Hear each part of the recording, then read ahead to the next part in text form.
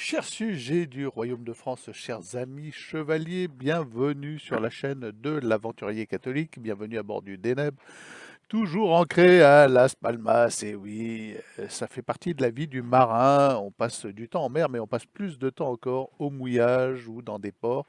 Voilà, j'attends une météo favorable et puis une équipière, elle s'est engagée à venir, je me suis engagé à l'embarquer, je ne vais pas partir sans elle. Donc, et puis la météo est assez médiocre pour le moment. Au départ des Canaries, le vent est fluctuant, plutôt sud, pétoleux. Voilà, on attend un flux de nord constant et stable qui nous propulse vers les Alizés, qui appartient d'ailleurs lui-même aux Alizés. Et il y a aux Antilles en ce moment encore des risques d'ondes tropicales. Il y a 5 jours, a frappé la Martinique, a remonté tout l'arc entier avec des pointes à 50 nœuds. Alors, c'est pas une tempête énorme, mais la saison cyclonique s'achève assez tard cette année. Donc, mieux vaut temporiser le départ, ça fait partie des règles du jeu, des règles du voyage. Le Déneb, ce magnifique voilier, reste néanmoins engagé dans une croisade pour la vie et pour le règne social de notre Seigneur. Alors, pour la vie, oui, c'est d'actualité car nous apprenons que les débats sur l'euthanasie reprendront en janvier. En dépit des promesses, entre guillemets, hein, les promesses de ces gens-là, de Monsieur Barnier, qui disait que ça serait temporisé, remis au calendrier grec. Non, non, nous voyons bien qu'ils doivent obéir à un agenda qui n'est pas le leur, qui est l'agenda, ouais, son travers, je me suis assis dessus, un agenda mondialiste. Et ils ne sont plus maîtres du temps et des décisions.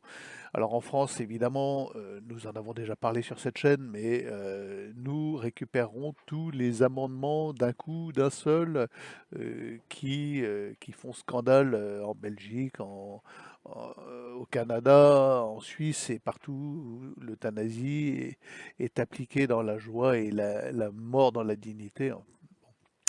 C'est-à-dire la mort pour les mineurs, la mort pour les déprimés qui n'ont aucune fonction vitale engagée, la mort pour les plus démunis, allons-y gaiement, la mort pour les inutiles, les SDF, les clochards, les retraités, les sans-famille, les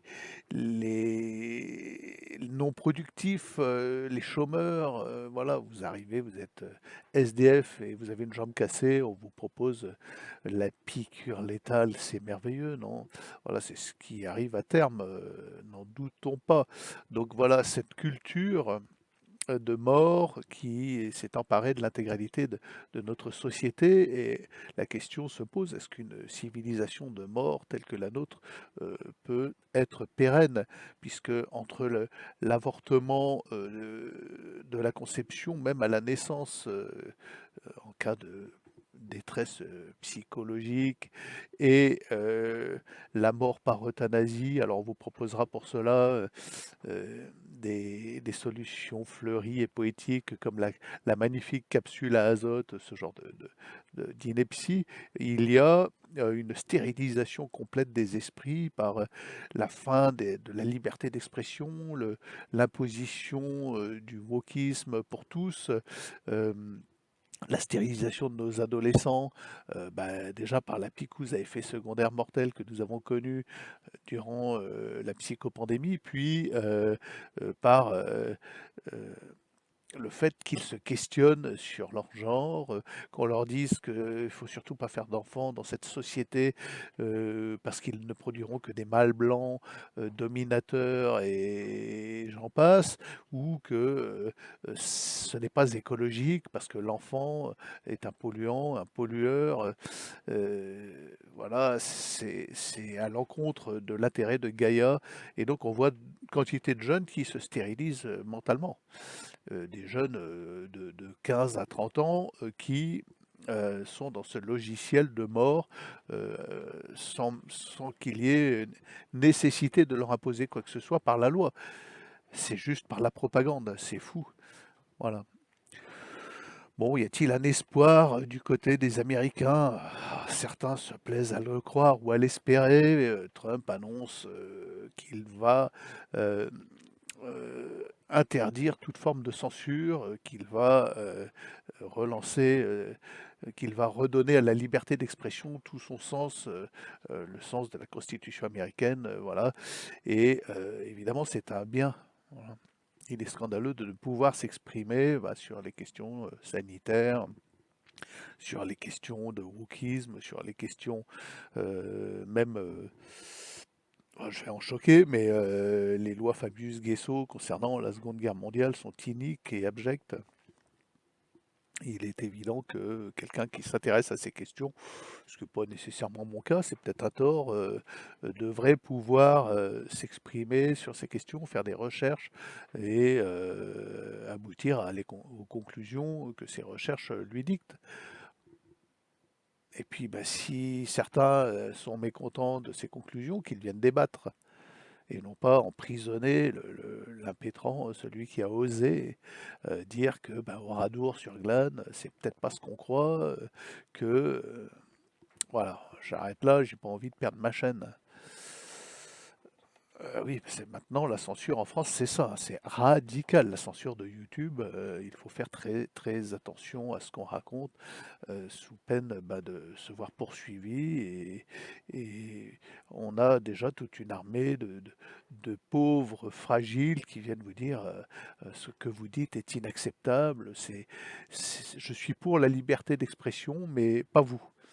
Voilà, parce que votre pensée n'est pas conforme à la pensée dominante et officielle, donc vous devez vous taire. C'est un appel à la violence, à la haine. Vous êtes contre. Bah écoutez, oui, je suis contre tout ce qui peut mettre un terme à une civilisation, parce que non, la civilisation telle qu'elle existe aujourd'hui n'est pas pérenne.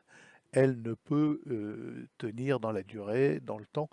Elle est au bord d'un effondrement naturel et qui entraînera peut-être même un effondrement violent dans la guerre civile, dans la révolution, la contre-révolution, si nous faisons bien notre boulot, nous, sur cette chaîne, puisque une révolution qui n'est pas animée par l'esprit de vérité ou par la vérité, une vérité qui va jusqu'au bout, qui fait le boulot, pas une vérité en demi-teinte, en demi-mesure, une vérité du Christ.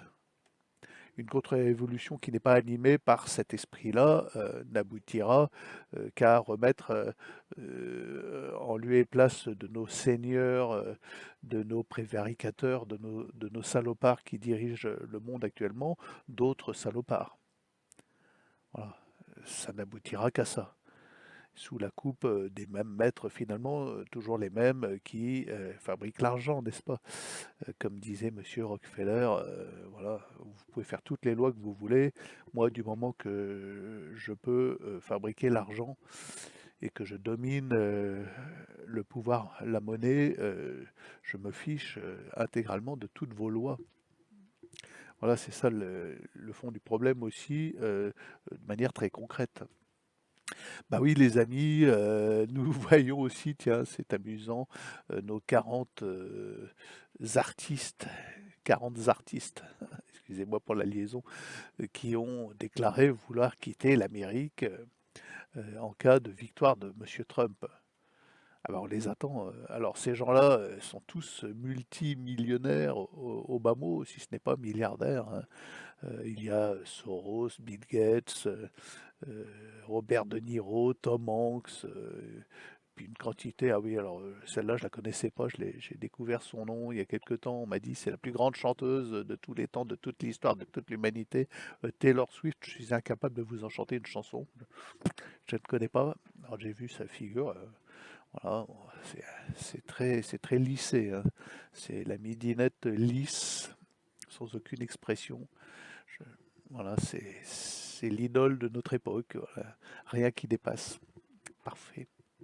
La symétrie, le gonflage parfait, tout comme il faut, partout où il faut. Bon, ces gens-là ont dit on quittera l'Amérique. bah, de toute façon, ce sont des gens qui ont tous un pied dans tous les hôtels 5 étoiles, 10 étoiles, 22 étoiles, tous les yachts de la planète. Bon, qu'est-ce que signifie quitter l'Amérique pour Taylor Swift ou George Soros? Vous allez m'expliquer ce que cela signifie. Quel que soit le lieu où ces gens s'installent, ils sont chez eux, puisqu'ils ont l'argent, les moyens de s'enfermer dans une tour d'ivoire. J'aimerais bien pouvoir dire je vais quitter la France avec les moyens qu'ils ont. C'est facile. Voilà, j'arrive aux Canaries, je vois une belle propriété, elle me plaît, je claque des doigts, je suis chez moi. J'ai rien quitté, je suis chez moi, je m'entoure toujours du même luxe, voilà, des mêmes serviteurs, avec le même esprit, animé par la même pensée, et rien ne change finalement. Moi, je quitte quoi? Voilà. Je quitte un bout de papier, une carte d'identité ou je ne sais quoi, la belle affaire. Donc c'est très intéressant de voir ces gens-là, d'autant qu'ils sont tous, sans exception, sur la liste des assidus à l'île de monsieur, du juif sataniste Epstein. Ils y sont tous, bien marqués, bien connotés. Bon, peut-on dire qu'il y a là un dénominateur commun? Bon, il n'y a pas besoin d'être un grand statisticien pour conclure comme il convient. Évidemment, ces gens-là sont dans la crainte d'un retour de manivelle. Alors, il y en a qui m'ont dit, qui vont dire, ah oui, mais Trump aussi. Écoutez, je ne suis pas moi sur cette liste, Dieu m'en garde. Je n'y serai jamais sur aucune de ces listes d'ailleurs, sauf si on cherche à me nuire et qu'on me colle automatiquement sur ce genre de liste. Mais bon, c'est pas avec mes 3000 malheureux abonnés que je nuis à la civilisation actuelle de mort et à cette culture mortelle d'ailleurs, à cette culture de fin, de fin des temps. Donc oui, voilà. Ah si, je peux avoir à la micro-échelle de YouTube, à mon niveau, des gens qui vont venir me dire, ah, vous avez vu, Captain Auvergne, il est comme ci, il est comme ça, il fait ci, il fait ça, regardez-le. Bon, c'est possible, hein, mais ma foi, si ça arrive, c'est que je suis victime de mon succès. Les amis, venez discuter en commentaire voilà, sur cette fin de civilisation. Il est évident que dans cette lancée-là en France, sur cette voie que nous avons empruntée actuellement, cette république d'essence maçonnique conduit la civilisation française, ce qu'elle a été, sa grandeur, à une mort certaine, assurée, à très courte échéance, parce que les choses s'accélèrent, ça va très très vite. Nous voyons l'accélération depuis le 4 mars, depuis que l'avortement a été sanctuarisé dans la Constitution. Ces gens-là ont perdu pied avec le réel et toute cette caste de républicains est en l'incapacité d'œuvrer pour le bien commun, malheureusement. Voilà. Ce n'est pas pour me plaire, mais d'un certain côté, il faut que les choses se fassent, il faut que ça s'écroule. C'est important. Alors, abonnez-vous à ma chaîne, partagez à qui vous pouvez. Il faut faire grossir cette chaîne parce qu'il est important que les catholiques, ceux qui ont en ligne de mire le règne social de notre Seigneur, qui œuvrent pour cela, qui disent, qui prétendent, qui agissent, qui bougent leur bouche, leur cerveau, leur corps à cette fin, quels que soient les moyens qu'ils prennent, occupent l'Internet. Il ne faut pas laisser l'Internet à des apostats, à des intersidéraux cosmiques, bouddho-christiques. Il faut que les catholiques, ceux qui ont sur eux, qui portent en eux l'Immaculée Conception et la Vierge Marie, occupent l'Internet. Parce que le Christ, c'est la vérité. C'est la vérité. Jésus-Christ est la vérité. Donc, vous vous abonnez et à demain peut-être.